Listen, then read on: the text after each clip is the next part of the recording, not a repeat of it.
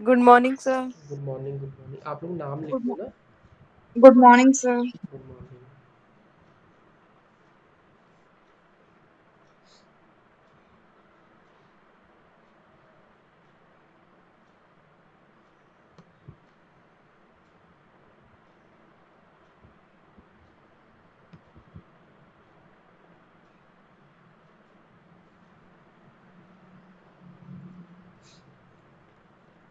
शिखा and Harjinder, आपने पढ़ा जो कल मैंने करवाया था? ਹਾਂਜੀ ਸਰ, ਜਿਹੜੇ ਸਰ ਉਦੋਂ ਤਾਂ ਜਦੋਂ ਤੁਸੀਂ ਕਰਵਾ ਰਹੇ ਸੀ ਤੁਹਾਡੀ ਆਵਾਜ਼ ਕੱਟ ਹੁੰਦੀ ਸੀ, ਜਿਹੜੀ ਸਰ ਬਲੌਕ ਡਾਇਗਰਾਮ ਨਹੀਂ ਸੀ ਨੀਚੇ। कौन सी ब्लॉक डायग्राम? कौन से टॉपिक का नाम बताना, फिर मैं देख लेता हूँ। ਸਰ कैशे ਤੁਸੀਂ कोऑर्डिनेट्स वाला? ਪੀਡੀਐਫ ਹੀ ਨਹੀਂ ਸੈਂਡ ਕੀਤੀ ਨਾ ਸਰ। ਲਾਸਟ ਵਾਲੇ ਨਾ ਤੁਹਾਡੀ ਆਵਾਜ਼ ਬਹੁਤ ਘੱਟ ਹੋਣ ਲੱਗੀ ਸੀਗੀ, ਮੈਂ ਮੈਸੇਜ ਵੀ ਕੀਤਾ ਸੀਗਾ। चलो ਉਸ उसको ਤੋਂ आप ਬਾਅਦ ਸਰ ਕੁਝ ਨਹੀਂ ਸਮਝ एक ਲੱਗਾ। बार रिवाइज करवा देते हो ना आज फिर से, ਹਾਂਜੀ ਸਰ। बाकी भी ज्वाइन कर ले। ब्लॉक डायग्राम का मेरे को समझ में नहीं आ रहा कौन से ਸਰ ब्लॉक। ਨਹੀਂ ਨੀਚੇ कैशे ਬਲੌक कोऑर्डिनेट्स? ਡਾਇਗਰਾਮ ਉਹਦੇ ਵਰਗੇ ਸੀ। ਹਾਂਜੀ ਹਾਂਜੀ कैशे कोऑर्डिनेट्स, अच्छा वो वाली बात कर रहे हो। ਸਰ ਤੁਸੀਂ ਇਹਦੀ ਪੀਡੀਐਫ ਵੀ ਨਹੀਂ ਸੈਂਡ ਕੀਤੀ ग्रुप 'ਚ। ये बड़ी पीडीएफ है अभी, इसीलिए सेंड नहीं की ना। Okay okay sir. ये कंप्लीट नहीं हुई थी, इसलिए नहीं मैंने की।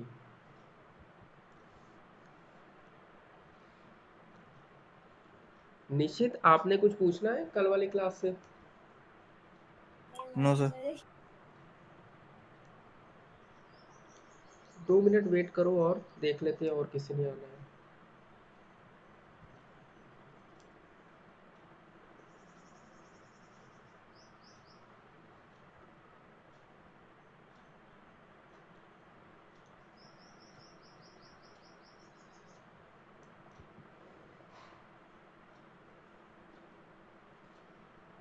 आप लोगों ने कभी पीसी को असेंबल वगैरह किया है? असेंबल डिसेंबलिंग की हुई है?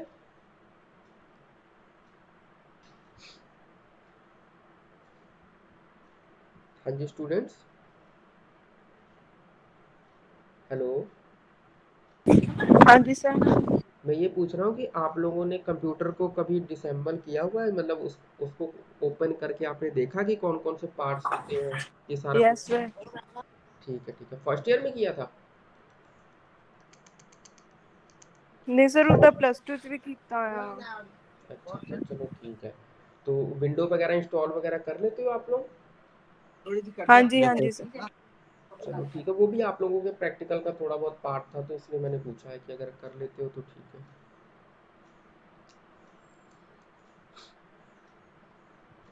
और देख लो किसी ने आना है तो मैसेज वगैरह कर दो अगर किसी ने ज्वाइन करना है तो।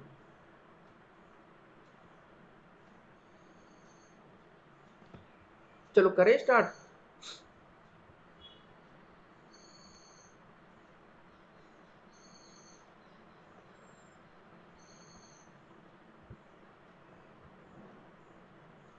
निश्चित, आप भी अपना नेम टाइप कर दो।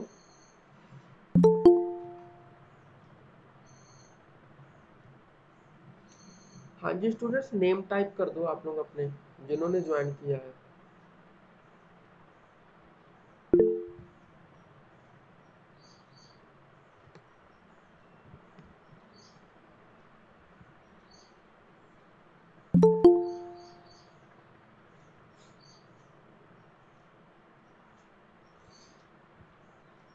विकास, आप भी नेम टाइप कर देना। और जिन्होंने अभी ज्वाइन की है क्लास, सभी लोग अपने नेम टाइप कर दे कमेंट सेक्शन में।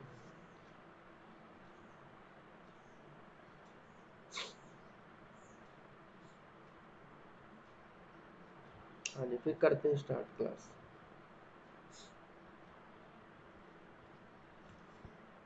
हरजिंदर, यही टॉपिक कह रहे थे, कैशे कोहेरेंस वाला?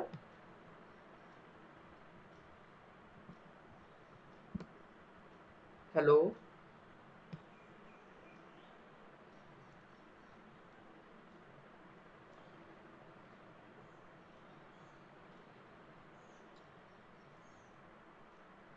हेलो हरजिंदर, आप यही टॉपिक की बात कर रहे थे, कैशे कोहेरेंस वाले टॉपिक की?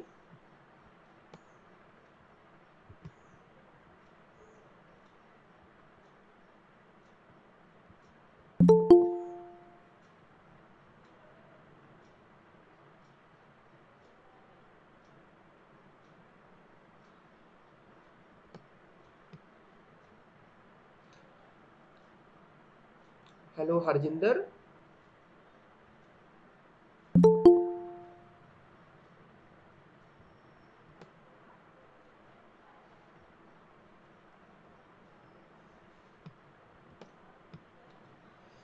हाँ जी हरजिंदर, आप कौन से टॉपिक की बात कर रहे थे? कहाँ हो? ज्वाइन नहीं किया आपने अभी?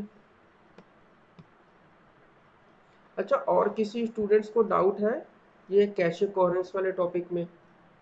कल जो मैंने करवाया था, किसी जिसने क्लास लगाई हो, किसी को डाउट है इस टॉपिक में?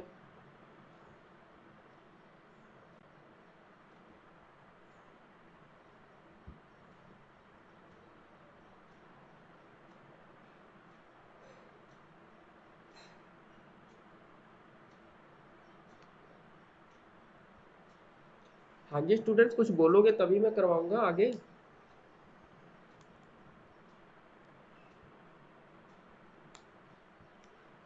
किसी को कुछ पूछना है कैशे कोहेरेंस वाले टॉपिक में?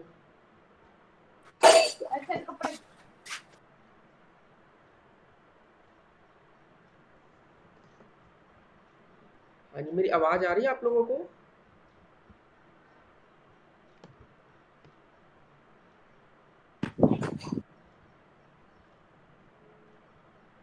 स्टूडेंट्स, आपकी आवाज मुझे नहीं आ रही है। हाँ जी सर। मेरी आवाज आ रही है आप लोगों को? हाँ जी सर, हुण आई, पहला नहीं आ रही सी। अच्छा, और इधर मेरे को बता दो, इंद्रो, दीक्षा, विकास, निश्चित एंड शिखा, आप लोगों को मेरी आवाज आ रही है? Yes sir. हाँ जी सर।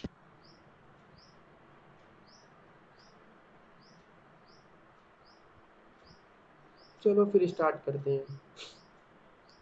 हरजिंदर, आप कैशे कोहेरेंस वाली बात कर रहे थे ना, इस टॉपिक की ही?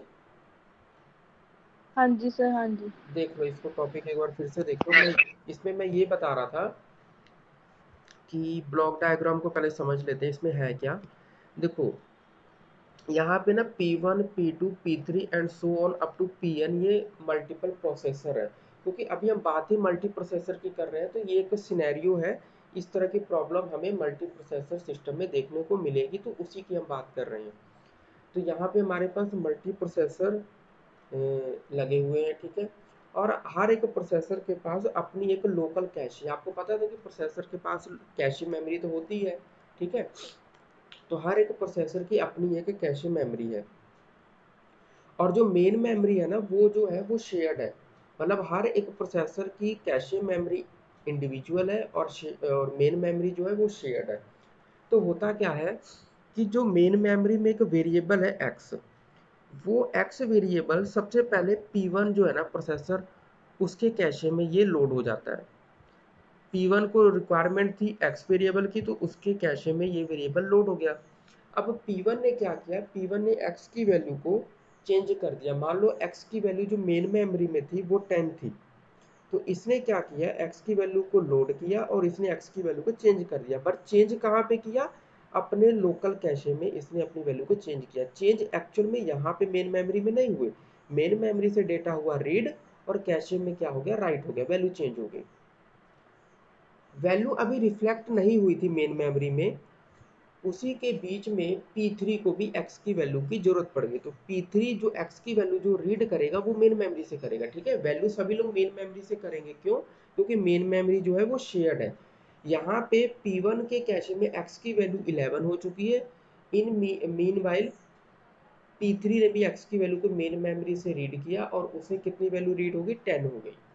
अब P3 ने क्या किया, x की वैल्यू में डिक्रीमेंट कर दिया। डिक्रीमेंट का मतलब कि 10 थी तो 9 कर दी। अब आप ध्यान से देखो कि P1 के कैशे में x की वैल्यू 11 है, P3 के कैशे में x की वैल्यू 9 है। अब मेन मेमोरी में वैल्यू अपडेट करनी है, तो कौन सी वैल्यू अपडेट की जाए, 11 की जाए या 9 की जाए? तो ये जो डिफरेंट वैल्यूज है ना, डिफरेंट डिफरेंट प्रोसेसर के कैशे में, इसको बोलते हैं कैशे कोहेरेंस। ये एक तरह से inconsistent view of the system है, ठीक है, इनकंसिस्टेंट वैल्यूज आ गई है, एक ही वेरिएबल की वैल्यू डिफरेंट डिफरेंट प्लेस पे डिफरेंट डिफरेंट आ गई है, इसीलिए इसको बोलते हैं inconsistent view of the system and that problem is known as cache coherence. Harjinder clear हुआ आपको? Yes, sir. क्या हुआ एक बार बताओ तो, क्या मैंने बताया?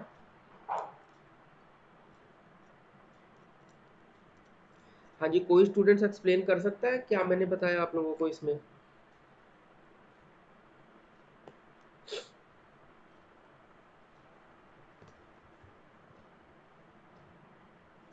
हाँ जी, एक्सप्लेन करो, कोई भी स्टूडेंट एक्सप्लेन कर दो जिसको समझ में आया हो।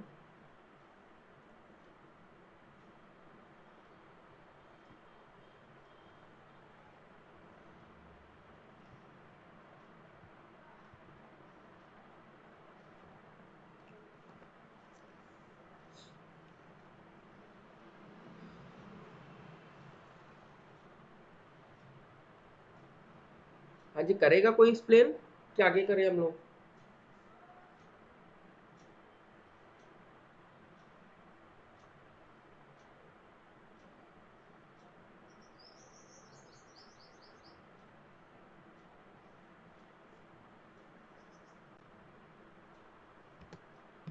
हेलो?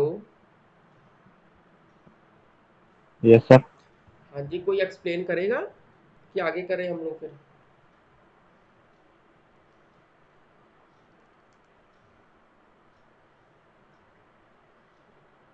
चलो देखो, शायद आवाज ही नहीं आ रही आप लोगों की मेरे को। चलो देखो, पढ़ लो एक बार, रीड कर लो कैशे कोहेरेंस। देखो, for higher performance in the multi processor system each processor will usually have its own cache. यही कह रहा है कि हर एक प्रोसेसर के पास अपनी अपनी कैशे है। This essence of the problem is this, मतलब ये प्रॉब्लम की क्या क्या उसकी बात कर रहा है कि प्रॉब्लम क्या है। The essence of the problem is this, multiple copies of the same data. देखो, multiple copies of the same data, यहाँ पे डेटा कौन सा था? एक्स एक डेटा था जो मेन मेमोरी में था, एक्स एक डेटा है जो मेन मेमोरी में है, उसकी मल्टीपल कॉपीज यहाँ P1 के पास, P3 के पास एंड Pn के पास पड़ी हुई है, ठीक है। अब होता क्या है, multiple copies of the same data can exist in different caches, exist कर रही है डिफरेंट कैशेस में, हर P1 के कैशे में, P3 के और Pn के कैशे में सेम वेरिएबल की कॉपी एग्जिस्ट कर रही है in different caches simultaneously, and if processors are allowed to update their own copies freely, और अगर कोई प्रोसेसर इन वैल्यूज को चेंज करता है तो होता क्या है सिस्टम का? Inconsistent view. इनकंसिस्टेंट व्यू का मतलब होता है डिफरेंट डिफरेंट वैल्यूज हो जाती है इन्हीं सेम वेरिएबल की, of memory can result, inconsistent view of memory can result, मतलब इनकंसिस्टेंट व्यू क्रिएट हो जाता है। तो इसी प्रॉब्लम को हम क्या बोलते हैं? Cache coherence. Scenario when processor shared data block and the data block is data block is consistent। ये तो चलो मत लिखना, ये मत लिखना, ये चीज मत लिखना। हाँ जी, क्लियर हुआ ये चीज? कैशे कोहेरेंस क्लियर हो गया? हेलो? सर कैचे मेमोरी में मतलब वेरिएबल की मेमोरी। Hello sir. हाँ जी, हाँ जी, बोलो बोलो। हेलो हाँ जी, हाँ जी, हाँ जी, विकास बोलो, आपकी आवाज आ रही है। सर, मेन मेमोरी में जब सर मेन मेमोरी में जब मतलब वैल्यू होती है वेरिएबल की, हम्म। सर वो कैचे में जाकर मतलब चेंज क्यों हो जाती है? कैशे में जाके चेंज नहीं होती। कैशे पता क्या, ये प्रोग्राम का पार्ट है। मान लो कि मेमोरी में तो एक्स पड़ा हुआ है, ठीक है, ये एक्स वैल्यू सबसे पहले कैशे में लोड हो गई इसके P1। अब प्रोसेसर क्या करेगा? प्रोग्राम को एग्जीक्यूट करेगा ना विकास। प्रोसेसर का काम है प्रोग्राम को एग्जीक्यूट करना, प्रोग्राम का पार्ट है कि एक्स की वैल्यू को चेंज करना है। मान लो एक्स की वैल्यू में हम एक की इंक्रीमेंट करना चाहते हैं, वो चीज है यहाँ पे, इसलिए वैल्यू चेंज हो रही है क्योंकि प्रोग्राम में हम ये मान के चल रहे हैं कि ये इंस्ट्रक्शन लिखी गई है कि एक्स की वैल्यू को चेंज करना है। ठीक है विकास? हाँ जी सर। विकास क्लियर हुआ आपको कि क्यों वैल्यू चेंज हो रही है? ये हम मान के चल रहे हैं कि प्रोग्राम में, जैसे आप लोग सी में प्रोग्राम नहीं करते हो तो x equal to X plus one करते हो तो वो प्रोग्राम में x की वैल्यू चेंज नहीं कर रहे हो, x की वैल्यू को x प्लस वन एक की इंक्रीमेंट कर रहे हो, वो चीज है यहाँ पे। अभी बताओ क्लियर है विकास? Yes sir. ठीक है ना? तो वही बात है कि अगर हर कोई चेंज कर देगा अपने अपने में तो फिर इनकंसिस्टेंट वैल्यू होगी ना, ये कुछ करेगा, ये एक की वैल्यू इंक्रीज कर रहा है, एक एक डिक्रीज कर रहा है, एक प्लस 10 कर रहा है, तो हर एक वैल्यू अलग अलग हो जाएगी। इस चीज को ही बोलते हैं इनकंसिस्टेंट व्यू। अगर और कोई डाउट है किसी को तो और भी पूछ सकते हो। चलो आगे करते हैं। नेक्स्ट टॉपिक है इनपुट आउटपुट सब सिस्टम। देखो ये सिलेबस में, पता नहीं मैंने सिलेबस डिलीट ना कर दिया हो। सिलेबस तो हटा दिया, रुको पहले दिखाने दो आपको सिलेबस में कहाँ पे है।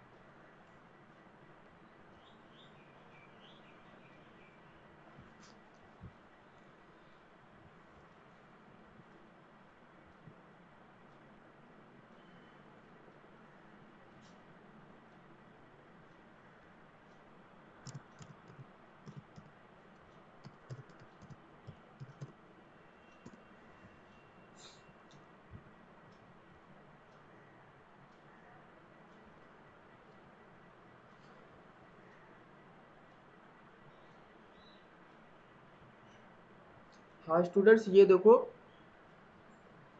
इनपुट आउटपुट सब सिस्टम, याद आ रहा है आप लोगों को? ये देखो इनपुट आउटपुट सब सिस्टम आईओ डिवाइसेस इंटरफेसेस, दिख रहा है सभी को? हाँ जी सर। ठीक है, हाँ अभी हम इसी की बात करने वाले इनपुट आउटपुट सब सिस्टम की। देखो जो इनपुट आउटपुट सब सिस्टम है वो मैंने पहली क्लास में बताया था कि कंप्यूटर के अंदर जो है ना एक तो पार्ट होता है एएलयू वाला, अर्थमेटिक एंड लॉजिक यूनिट वाला, वही जो प्रोसेसर हो गया सारा कुछ, ठीक है, कंट्रोल यूनिट हो गया। एक मैंने आपको बात बताई थी कि इसमें मेमोरी वाला चैप्टर होता है, ठीक है, मेमोरी वाला भी हो गया। अब इनपुट आउटपुट वाला है। इनपुट आउटपुट का मतलब क्या होता है कि जो भी हम इनपुट आउटपुट डिवाइसेस सिस्टम के साथ कनेक्ट करेंगे ना, पेरिफेरल डिवाइसेस जो साथ में हमारे पास जो कनेक्शंस होते हैं, जैसे यूएसबी पोर्ट होता है ना, और मदरबोर्ड के अंदर पीसीआई स्लॉट्स होते हैं, वो सारी चीज़ें जो हम कनेक्ट करेंगे वो सब इनपुट आउटपुट के केस इनपुट आउटपुट के ही अंदर आती है। जैसे प्रिंटर है, अगर प्रिंटर को कनेक्ट करना हो, स्कैनर कनेक्ट करना हो, कोई कैमरा कनेक्ट करना हो, वो सब क्या है, इनपुट आउटपुट डिवाइसेस है। तो इनपुट आउटपुट डिवाइसेस को कनेक्ट करने के लिए हमें सबसे पहले एक उनके लिए इंटरफेस चाहिए होता है, ठीक है। तो हम इनपुट आउटपुट डिवाइसेस को कनेक्ट करने के लिए हमें इंटरफेस की क्यों ज़रूरत होती है, सबसे पहले हम उसको समझते हैं कि why we need input output interface. देखो इनपुट आउटपुट सब सिस्टम के अंदर सबसे पहले इनपुट आउटपुट इंटरफेस, ये तो इंट्रोडक्शन पार्ट है, ये तो आप पहली क्लास में कर चुके हो। तो देखो input output interface provides a method for transferring information between processor and external input output devices, that is peripherals, ठीक है। देखो इनपुट आउटपुट इंटरफेस का मतलब क्या होता है, मीडिएटर, ठीक है, मीडिएटर कह सकते हो। तो इनपुट आउटपुट इंटरफेस हमें क्यों चाहिए होता है, क्योंकि जो इनपुट आउटपुट डिवाइसेस और प्रोसेसर के बीच में जो कम्युनिकेशन होगी, कम्युनिकेशंस का मतलब जो डेटा ट्रांसफर होगा, read and write operation perform होंगे, उसके लिए हमें एक मीडिएटर चाहिए होता है। क्योंकि प्रोसेसर की स्पीड बहुत ज़्यादा होती है, इनपुट आउटपुट डिवाइसेस की स्पीड कम होती है, ठीक है। और प्रोसेसर के सिग्नल अलग होते हैं, इनपुट आउटपुट डिवाइसेस के सिग्नल अलग होते हैं। तो उनके बीच में कंपैटिबिलिटी बनाने के लिए, और थर्ड केस होता है अगर मान लो एक से ज़्यादा प्रिंटर लगे हुए हैं, स्कैनर लगे हुए हैं, फोटोकॉपियर लगा हुआ है, तो उन सभी को कैसे मैनेज करना है, ये सब चीज़ें कौन बताता है, इनपुट आउटपुट इंटरफेस। ठीक है, यहाँ तक क्लियर हुआ आप लोगों को इनपुट आउटपुट इंटरफेस की नीड क्या है?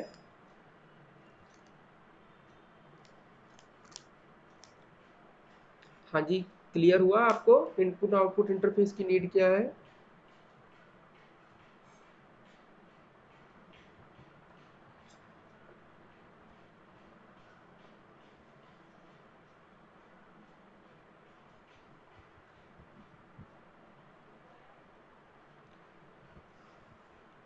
हाँ जी, आपकी आवाज नहीं आ रही, किसी की भी आवाज नहीं आ रही, क्या हो गया, आप लोगों के साइड नेट नहीं सही है क्या?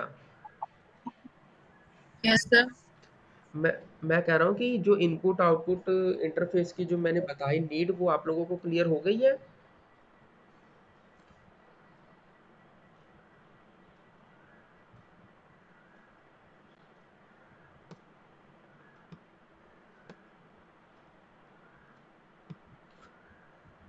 स्टूडेंट मेरे को आप लोगों की आवाज नहीं आ रही है।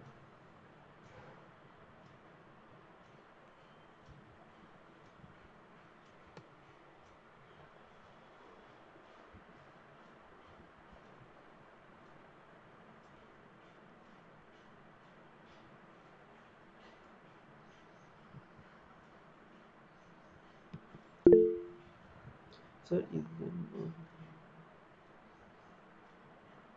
अच्छा, एक तो स्टूडेंट ने मैसेज किया है कि वहाँ तो चलो निश्चित का, चलो ये निश्चित ने क्वेश्चन पूछा है कि सर अगर हम दो वैल्यू स्वैप करेंगे तो उनकी कैशे की स्टोरेज चेंज होगी या वैल्यू। एक बार फिर से बताओ, कैशे की स्टोरेज तो सेम ही रहेगी, कैशे की स्टोरेज कैसे चेंज कर दोगे? कैशे जो मेमोरी है, मेमोरी थोड़ी कभी भी बढ़ घट सकती है। कैशे जो फिक्स है 1 MB 2 MB वो तो उतनी ही रहेगी। यहाँ पे हम वैल्यूज की बात कर रहे हैं निश्चित।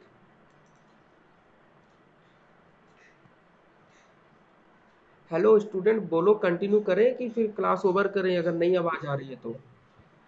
सर एक बार दोबारा बता दो। क्या चीज दोबारा बताऊं? मैं जरूरत नहीं पड़ती यही मतलब तो। अच्छा अच्छा ठीक है, देखो मेन जरूरत इसकी इसलिए पड़ती है क्योंकि जो इनपुट आउटपुट डिवाइसेस होती है और जो प्रोसेसर होता है, प्रोसेसर फास्ट काम करता है, इनपुट आउटपुट डिवाइसेस स्लो होती है। ठीक है, तो उन दोनों के बीच में कंपैटिबिलिटी बनाने के लिए हमें इनपुट आउटपुट इंटरफेस की जरूरत पड़ती है। अच्छा आप लोग ये बताओ, प्रिंटर जब आप खरीदते हो तो आप लोगों को एक सीडी मिलती है ना? जब आप लोग प्रिंटर सर खरीदते हो तो आप लोगों को साथ में एक सीडी मिलती है कि नहीं? सर की खरीदते हैं? प्रिंटर जब खरीदने जाते हो तो प्रिंटर खरीद के लाते हो तो एक साथ में सीडी भी मिलती है ना आप लोगों को? Yes sir. वो सीडी क्या होती है? वही तो है इंटरफेस, वही है ड्राइवर, जिसको आप लोग ड्राइवर आजकल बोलते हो, उसी को कंप्यूटर ऑर्गेनाइजेशन में इंटरफेस भी बोल देते हैं। ठीक है, इंटरफेस दो तरह के हो सकते हैं, हार्डवेयर इंटरफेस भी हो सकता है और सॉफ्टवेयर इंटरफेस भी होता है। तो जो सॉफ्टवेयर इंटरफेस होता है वो आपका एक तरह से ड्राइवर होते हैं। चलो मैं पढ़ देता हूँ एक बार।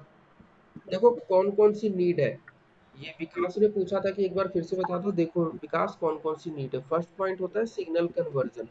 Peripherals are electromechanical and electromagnetic devices and their manner of operation is different from the operation of CPU and memory. देखो दोनों के सिग्नल अलग अलग होते हैं।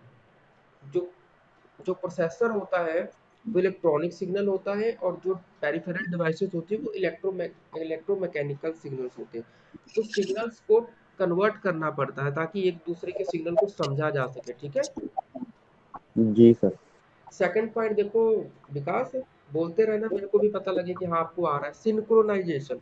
सिंक्रोनाइजेशन क्या होती है कि देखो एक प्रोसेसर की स्पीड है ज़्यादा, आईओ आईओ डिवाइसेस प्रिंटर वगैरह की स्पीड होती है कम। आपको भी पता है कि प्रिंटर एक प्रिंट जब निकालता है तो 10-15 सेकंड लग जाते हैं प्रिंट निकालने में, तो इतनी उसकी स्लो स्पीड होती है। तो दोनों के बीच में कंपैटिबिलिटी बनाने के लिए हमें क्या चाहिए होती है? सिंक्रोनाइजेशन करवानी होती है, मैचिंग करवानी होती है। ठीक है विकास, क्लियर है? और बाकी सभी को क्लियर है सिंक्रोनाइजेशन पॉइंट?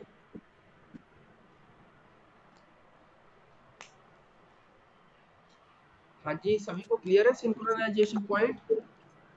हाँ जी सर। चलो नेक्स्ट देखो, data format conversion. Data format conversion, देखो जिसको मेरी आवाज सुनाई देती है ना वो रिप्लाई कर दिया करो। आप लोग ये सोचते होगे कि चलो किसी और ने कर दिया होगा, एक्चुअल में कोई भी नहीं करता है, ये सोचते हो आप लोग ना कि वो बाकियों ने कर दिया होगा क्योंकि 7-8 लोग तो जुड़े हुए हैं। एक्चुअली किसी की भी आवाज नहीं आती है। ठीक है, तो इसलिए जिसको भी मेरी आवाज सुनाई दे ना रिप्लाई कर दिया करो। नेक्स्ट है डेटा सर फॉर्म। हाँ जी, सर ਤੁਹਾਡੀ आवाज थोड़ी थोड़ी कट के आ रही है। एक्चुअली मेरे साइड तो नेट ना बिल्कुल सही है, आप लोगों की उधर स्लो हो सकता है। कट के नहीं, बहुत ज्यादा घट आ रही, आ ही नहीं रही, मतलब बहुत ज्यादा लो है। कैसे मेरे इधर साइड तो सब कुछ सही है वैसे तो देखा जाए तो। हेलो, अब आ रही है आवाज मेरी? देखो तो, हेलो हाँ जी सर। हाँ आप जी लोग सर। आप लोग वो मेरे को देखो, आप लोगों की आवाज बिल्कुल सही आ रही है। या तो आप लोगों के हेडफोन में या आप लोगों की साउंड वॉल्यूम कम कर रखी होगी, वो सब चेक कर लो एक बार सिस्टम के। सर नेटवर्क प्रॉब्लम आ रही है। अच्छा अच्छा, आपकी आवाज मुझे बिल्कुल सही आती है। बताओ कंटिन्यू करें कि कैसे करें? चलो ये टॉपिक करवा देता हूँ। सिंक्रोनाइजेशन के बाद देखो data format conversion. Data format conversion मतलब होता है कि देखो, data code and format in peripheral differ from the word format in CPU and memory. देखो दोनों के ना डेटा फॉर्मेट भी अलग अलग है। हो सकता है कि जो आईओ डिवाइसेस है उनके डेटा फॉर्मेट अलग हो, और जो सीपीयू है वो अलग फॉर्मेट पे काम कर रहा है, ठीक है। तो ये चीज इनके बीच में कंपैटिबिलिटी के लिए भी हमें डेटा फॉर्मेट कन्वर्जन करना पड़ता है, और हमें इंटरफेस की जरूरत पड़ती है। और आखिरी पॉइंट जो मैंने बताया आपको, अच्छा आप लोगों को स्लाइड तो विजिबल है ना? इसमें तो कुछ इतना है भी नहीं है, आप लोग देख सकते हो, पढ़ सकते हो। मैनेजमेंट एंड कंट्रोल, अगर मल्टीपल डिवाइसेस कनेक्टेड है तो उनको कैसे कंट्रोल करना है कि वो सारी की सारी डिवाइसेस इंडिपेंडेंटली ऑपरेट हो सके, ठीक है। तो वो सारा कुछ भी कौन करेगा? आपका आईओ इंटरफेस। आईओ इंटरफेस ही तो देता है आपको, एक तरह से सॉफ्टवेयर होता है जिसको ओपन करके आप डिफरेंट डिफरेंट कमांड दे सकते हो अपने आईओ डिवाइसेस को, सच एज प्रिंटर को, कि स्कैन करना है, प्रिंट करना है, कॉपी करनी है, ठीक है। क्लियर हो गया ये चीज?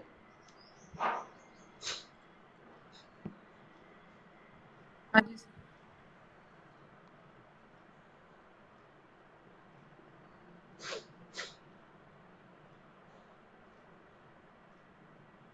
चलो नेक्स्ट देखो, कुछ ना आईओ इंटरफेसेस की बात कर लेते हैं। आईओ इंटरफेसेस जैसे आप लोगों को पता होगा, यूएसबी पोर्ट पता है ना आप लोगों को, यूनिवर्सल सीरियल बस, ये भी एक तरह से आपका क्या है? आईओ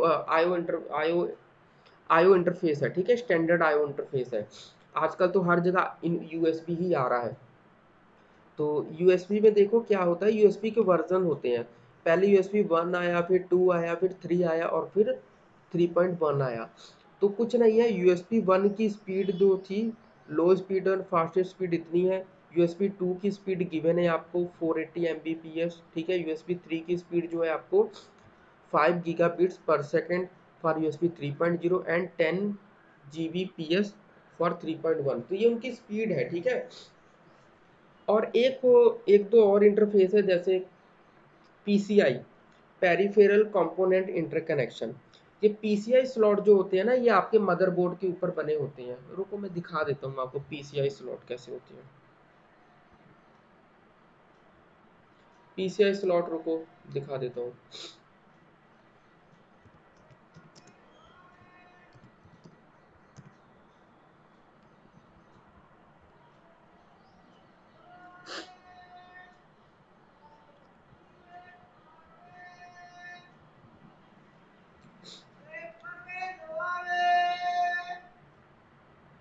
हाँ जी देखो, स्क्रीन विजिबल हो रही, ये है पीसीआई स्लॉट आपका, दिख रही है स्क्रीन आप लोगों को? हाँ जी सर। देखो ये जो पीसीआई स्लॉट होते हैं ना, ये एक्चुअल में होता क्या है कि मान लो आपके कंप्यूटर में ना इथरनेट कार्ड लगा हुआ है। अब इथरनेट कार्ड भी दिखा देता हूँ, एक मिनट रुको। इथरनेट कार्ड भी दिखा देता हूँ, एक मिनट रुको।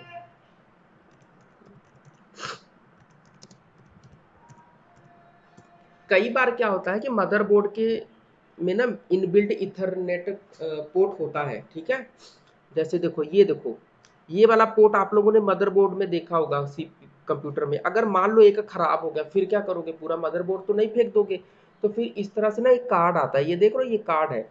इस कार्ड को आप ना पीसीआई स्लॉट में लगा देते हो। यहाँ पे देखो, ये चला जाएगा कार्ड, यहाँ पे आपका लग जाएगा। ये इस किसी में भी लगा सकते हो। ये 3-4 दे रखे हैं। अब आप कहोगे कि ये 3-4 क्यों दे रखे हैं? तो एक दो तो आप लोग इथरनेट कार्ड लगा सकते हो, और कई बार लोगों को ना ग्राफिक्स कार्ड लगाने पड़ते हैं। कहते हैं कि नहीं हमारे सिस्टम के ग्राफिक्स नहीं अच्छे हैं, तो हमें एक्स्ट्रा ग्राफिक्स कार्ड चाहिए। तो आप एसयूज वगैरह के आते हैं ग्राफिक्स कार्ड, वो लगा सकते हो। तो ये इस तरह से कनेक्शन करने के लिए होते हैं। तो ये कौन से स्लॉट है? PCI slot, peripheral component interconnection, ठीक है। क्लियर है स्टूडेंट? हाँ जी सर। हाँ जी सर। चलो देखो फिर, पीसीआई स्लॉट समझ में आ गया। तो यही कुछ आप लोगों के उसमें थे। PCI स्लॉट का पर्पस समझ में आ गया कि ग्राफिक्स कार्ड को लगाने के लिए यूज़ कर सकते हैं, या फिर मदरबोर्ड पे ईथरनेट कार्ड को लगाने के लिए यूज़ करते हैं। ईथरनेट कार्ड क्यों चाहिए होता है? क्योंकि कनेक्टिविटी करनी होती है, लोकल एरिया नेटवर्क को इस्टेब्लिश करने के लिए हमें ईथरनेट कार्ड की ज़रूरत पड़ती है। तो यही थे। USB आपको पता ही है, बाकी ये तो आप लोग कर ही लोगे। और करना है आगे कि बस करें? अगर आवाज़ सही आ रही है तो करवा देता हूँ, नहीं तो फिर बस करते हैं।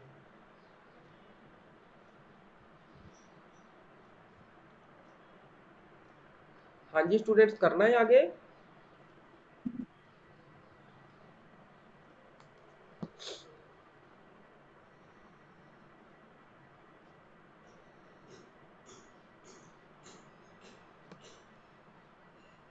हाँ जी स्टूडेंट्स, करें आगे?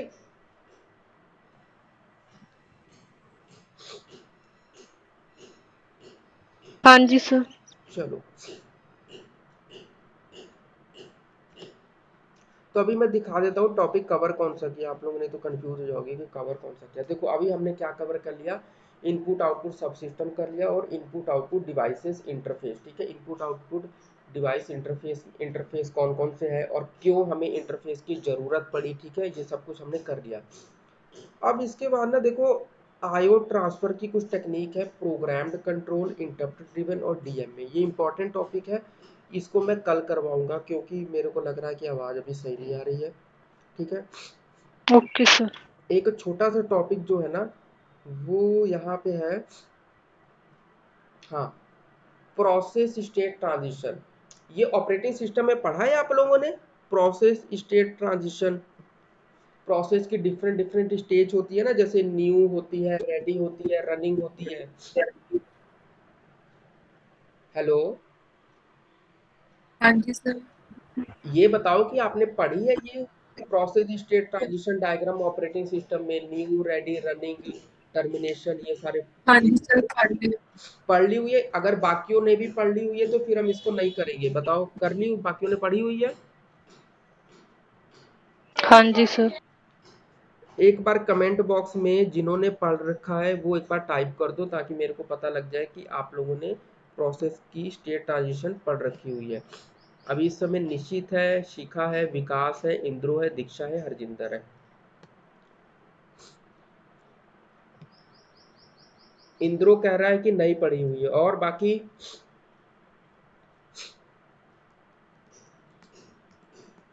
चलो देख लो, एक बार ओवरव्यू देख लेते हैं। देखो कोई भी जो प्रोसेस, एक मिनट थोड़ा साइज कम कर दूं।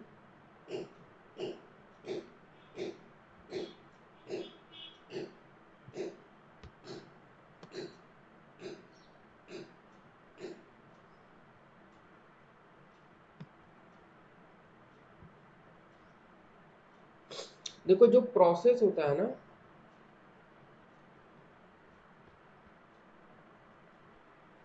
एक मिनट रुको स्टूडेंट्स।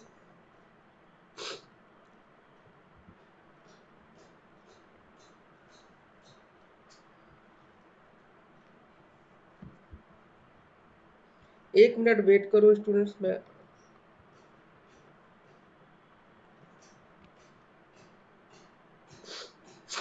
हेलो हेलो,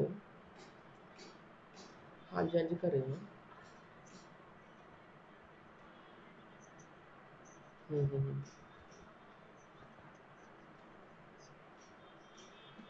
रुक, मैं पे मम्मी नू ना 15-20 मिनट बाद कराਉਂਦਾ। मैं ना एक्चुअली क्लास ले रहा, बच्चे मेरे नाल ही जुड़े हुए हैं। ओके,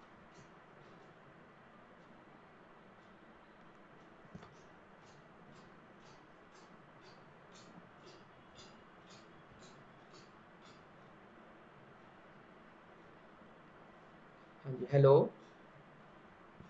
हाँ जी सर। हाँ, मैं बता रहा था कि प्रोसेस की ना डिफरेंट डिफरेंट स्टेज होती है। अब देखो इस चीज़ को ना ध्यान से समझो। एक प्रोसेस जो होता है ना, वो जब एक मेमोरी में आता है, ठीक है, उसके बाद कौन कौन सी एक्टिविटीज़ होती है, कौन कौन सी उसकी डिफरेंट डिफरेंट स्टेजेस होती है, वो होती है प्रोसेस स्टेट डायग्राम, कि कौन कौन सी स्टेट से होके वो जाएगा। अब इस चीज़ को मैं आपको बताता हूँ कि प्रोसेस की भी स्टेट ट्रांजिशन डायग्राम होते हैं। जब आपने ऑपरेटिंग सिस्टम पढ़ा होगा, आपको याद आया होगा, आपने थ्रेड भी पढ़े होंगे। थ्रेड के भी यही होते हैं, ठीक है, क्योंकि थ्रेड क्या होता है, thread is a light weight process, ठीक है। तो थ्रेड की भी जो ट्रांजिशन डायग्राम होती है वो यही होती है। और जब आप आगे जाओगे 5th या 6th सेमेस्टर में, जब आप DBMS पढ़ोगे, डेटाबेस मैनेजमेंट सिस्टम, तो वहाँ पे ट्रांजैक्शन की भी स्टेट होती है, वो ये नहीं होती, वो अलग होती है। बट आप चीज़ों को समझो कि चीज़ें किस तरह से एक ही जैसी चीज़ें हैं, ठीक है। आप जब कभी भी पढ़ोगे तो याद रखना कि प्रोसेस की भी ट्रांजिशन स्टेट होती है, थ्रेड की भी होती है, प्रोसेस और थ्रेड की ऑलमोस्ट सेम होती है, ट्रांजैक्शन की भी होती है, बट वो डिफरेंट होती है, वो आप डेटाबेस में पढ़ोगे आगे चल के।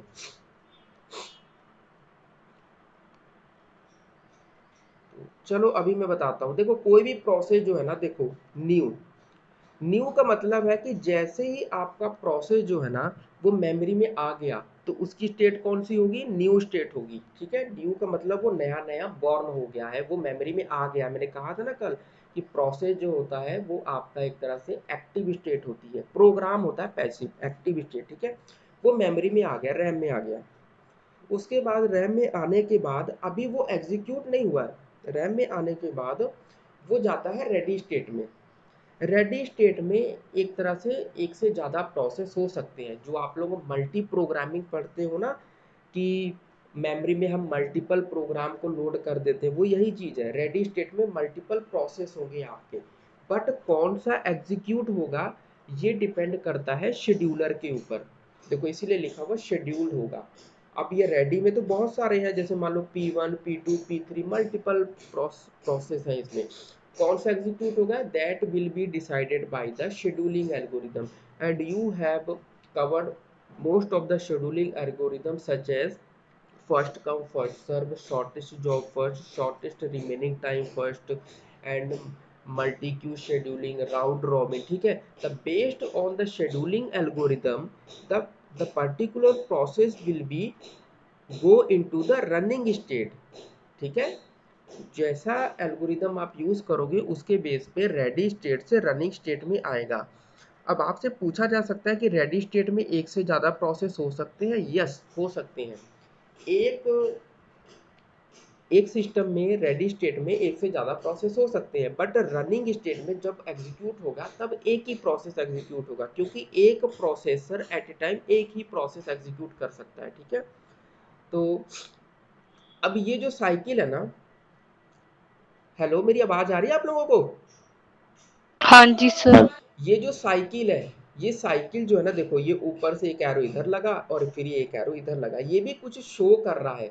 ये पता क्या शो कर रहा है, ये शो कर रहा है प्रियम्पशन। प्रियम्पटिव एल्गोरिदम आप लोगों ने पढ़े होंगे। प्रियम्पशन में क्या होता था कि कोई भी प्रोसेस जो है वो एग्जीक्यूट तो हो रहा है, अगर उस एग्जीक्यूशन के ड्यूरेशन में अगर कोई हाई प्रायोरिटी का कोई आ गया या शेड्यूलिंग एल्गोरिदम के बेस पे जैसे शॉर्टेस्ट रिमेनिंग टाइम फर्स्ट है, तो वो जो है वो एक तरह से आपका प्रिमिटिव है। तो जैसे दूसरा प्रोसेस एग्जीक्यूट होगा तो जो पहला एग्जीक्यूट हो रहा था वो दोबारा किसी स्टेट में चला जाएगा, रेडी स्टेट में चला जाएगा। तो रेडी स्टेट में जब जाता है तो कल ही एक पॉइंट आपके साथ मैंने डिस्कस किया था कि जब वो रेडी स्टेट में चला जाएगा तो क्या होता है, कॉन्टेक्स्ट स्विचिंग होती है। तो कॉन्टेक्स्ट स्विचिंग भी यहाँ पे होती है, ठीक है। तो आपको बस इतना देखना है कि प्रोसेस आया न्यू स्टेट में, उसके बाद आने के बाद वो रेडी में गया, रेडी के बाद एल्गोरिदम के बेस्ड पे वो सिलेक्ट होगा और वो रन होगा। अगर तो आपका एल्गोरिदम नॉन प्रियम्पटिव है तो नॉन प्रियम्पटिव में ऐसे होगा, न्यू रेडी, रेडी के बाद एक एरो रन और रन के बाद कंप्लीट होगा टर्मिनेट। बट अगर आपका एल्गोरिदम प्रियम्पटिव है तो वो रेडी और रनिंग के बीच में ट्रांजिशन होता रहेगा, ठीक है। और ये क्या शो करता है, प्रियम्पशन।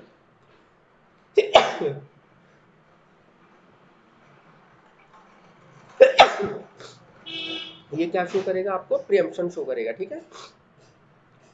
अब ये प्रियम्पशन की उसने बता रखी है कंडीशन है कि हो सकता है प्रायोरिटी के बेस पे प्रियम्पशन हो कि हाई प्रायोरिटी का आ गया तो पुराने वाले को बैक कर दिया जाएगा, नया वाला एग्जीक्यूट हो जाएगा। या फिर टाइम क्वांटम, टाइम क्वांटम आपको पता है राउंड रॉबिन में यूज होता है। टाइम क्वांटम क्या होता है कि इतनी देर पहला एग्जीक्यूट होगा, फिर दूसरा, फिर तीसरा, फिर चौथा।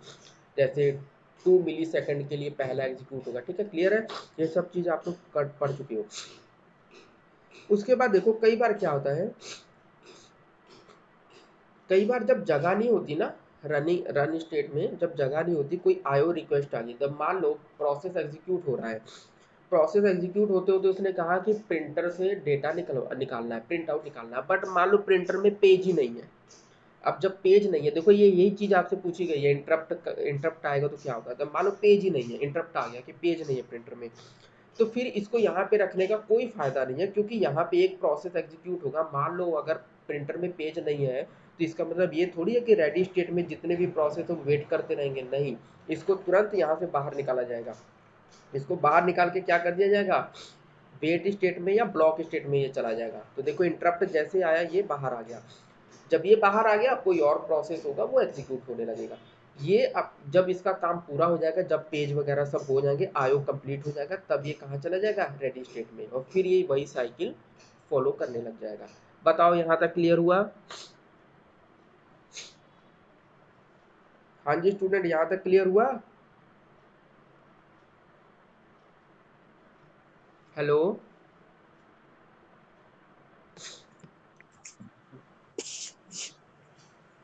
हेलो इंद्रो, हाँ जी हाँ जी सर। क्लियर हुआ इंद्रो?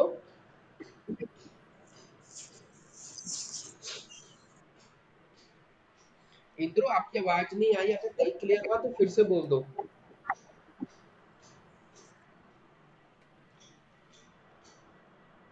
निश्चित कह रहा है कि यस सर आ गया है, इंद्रो कह रहा है, चलो ठीक है फिर आगे करते हैं। हाँ एक बार फिर से ओवरव्यू कर देता हूँ, फिर आगे बढ़ते हैं। सबसे पहले प्रोसेस, जैसे ही प्रोसेस बना न्यू से गया रेडी में मल्टीपल प्रोसेस होते हैं, कौन सा एग्जीक्यूट होगा ये डिसाइड करेगा आपका शेड्यूलिंग एल्गोरिदम। जैसे ही शेड्यूलिंग एल्गोरिदम ने डिसाइड कर लिया कि कौन सा एग्जीक्यूट होगा, वो रन में चला गया। रन में जाने के बाद ये साइकिल शो करता है प्रियम्पशन, और अगर रन में कोई प्रोसेस है, अगर इंटरप्ट जनरेट हो गया, जैसे प्रिंट आउट निकालने का कोई कमांड जनरेट हो गई, तो वो यहाँ से बाहर आके ब्लॉक में चला जाएगा या वेटिंग में चला जाएगा, जब तक कि उसका आईओ कंप्लीट नहीं होगा। आईओ रिक्वेस्ट आई तो यहाँ चला गया, आईओ कंप्लीट हुआ तो रेडी में चला गया, ठीक है। उसके बाद देखो कई बार क्या होता है, ये जो ब्लॉक स्टेट है ना, ये मेन मेमोरी है, एक्चुअली में ये मेन मेमोरी में ब्लॉकिंग स्टेट पे है। बट कई बार क्या होता है कि हमारे पास मेन मेमोरी में जगह नहीं होती, तो जगह नहीं होती तो हम क्या करते, इसको बाहर ही निकाल देते, इसको कर देते सस्पेंड वेट में डाल देते। सस्पेंड वेट का मतलब कि अब ये मेन मेमोरी से बाहर आके हार्ड डिस्क में चला गया है, ठीक है। जब रिज्यूम होगा तो यहाँ चला जाएगा, ठीक है। अगर सस्पेंड वेट से कोई आईओ वगैरह रिक्वेस्ट आती है तो वो फिर जाएगा सस्पेंड रेडी में। तो सब सस्पेंड रेडी से कहाँ पे जाएगा, सस्पेंड रेडी से फिर रेडी में जाएगा, फिर यही पाथ फॉलो करने लगेगा। बताओ ये चीज क्लियर हुई कि कैसे इसको पढ़ना है? पहले न्यू रेडी, इसके बीच अगर यहाँ से कुछ प्रॉब्लम, अगर कंप्लीट हो गया तो टर्मिनेशन, अगर नहीं हुआ तो ब्लॉक में गया। ब्लॉक में क्यों गया, क्योंकि आईओ रिक्वेस्ट थी। यहाँ से यहाँ क्यों गया, क्योंकि ये मेन मेमोरी में था, मेन मेमोरी में अगर इनसफिशिएंट स्पेस होगी तो यहाँ भेज दिया जाएगा। यहाँ से फिर इसके दो चांसेस हैं, या तो ये रिज्यूम होकर यहाँ जा सकता है, या कोई आईओ रिक्वेस्ट आएगी तो फिर ये यहाँ पे जाएगा, और यहाँ पे जब होगा रेडी से तो फिर सस्पेंड रेडी से रिज्यूम होके रेडी में जाएगा, तो फिर वही चक्कर चलने लगेगा। बताओ क्लियर हुआ सभी को ये? तो चलो आपको इसमें सिखाना क्या था, आपको यही बताना था, ये था आपके सिलेबस का पार्ट। कह रहा था कि प्रोग्राम एंड प्रोसेस, तो कल मैंने आपको बताया कि what is program, what is process, difference between program and process, और फिर था role of interrupts in process state transition, कि प्रोसेस स्टेट ट्रांजिशन में जब कोई इंटरप्ट आएगा, वो इंटरप्ट तो समझते हो ना, जैसे पेज नहीं था प्रिंटर में तो वो साउंड करने लगता है, या एक इंटरप्ट जनरेट करता है, सिग्नल जनरेट करता है, ठीक है, तो उसको बोलते हैं इंटरप्ट। तो इंटरप्ट के केस में क्या क्या होगा वो सारी चीजें हमने कवर कर ली। हाँ बताओ मेरे को, क्लियर है आप लोगों को ये चीज? ये ऑपरेटिंग सिस्टम का पार्ट है, इसको कर लेना, ये आता है। हाँ जी स्टूडेंट्स, कोई डाउट?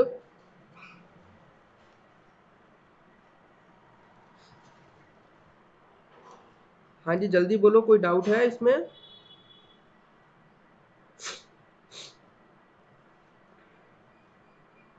चलो इधर तो स्टूडेंट करे नो सर।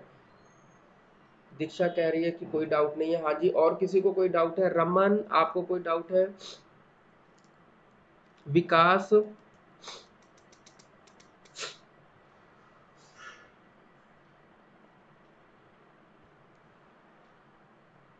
रमन कह रही है नो सर, कोई डाउट नहीं है, ठीक है। और कोई किसी को कुछ पूछना है आज की स्लाइड से तो पूछ सकता है।